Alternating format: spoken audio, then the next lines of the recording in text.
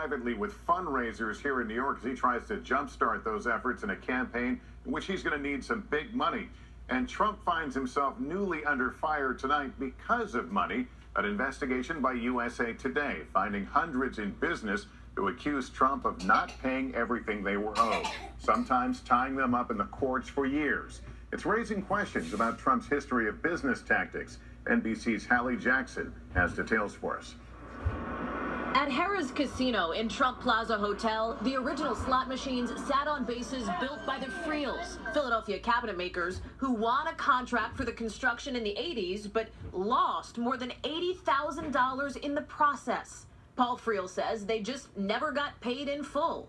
It absolutely was the beginning of the end. 5 years after finishing the work, the family business out of business. It hurt right up until the end when my father died 9 years ago. He talked about it a lot. He was not proud to have been involved with Donald Trump. Donald Trump often points to his business skills as proof he can make America great again. But a new analysis of those business dealings shows Friel's not alone. A USA Today Network special report discovering at least 60 lawsuits, plus hundreds of other liens and judgments over the last 3 decades from people who say Trump and his businesses stiffed them. Not just some of Trump's own lawyers, but a dishwasher, a plumber, waiters and bartenders. Lots of who you might call little guys. People like Michael Deal. Back in the 80s, he delivered to Trump Taj Mahal $100,000 worth of grand pianos. But he says he only received $70,000 when the company refused to pay all of what it owed him. Anybody running a small business, okay, as an independent business person, that's a lot of money.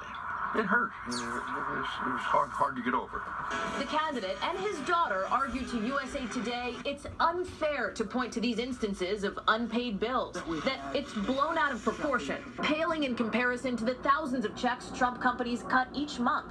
I have a great history of paying my bills on time. But you're right, if somebody does a poor job, I'm not the quickest pay. But if they do a good job, I pay them quickly.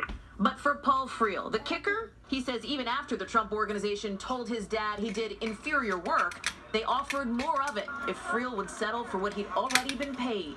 If my father's work was really inferior, then why would the Trump organization want him to work for the Trump organization in the future? Late tonight, the campaign directed NBC News to statements made by the Trumps. Ivanka insisting it would be irresponsible for her father to pay contractors for work he didn't like.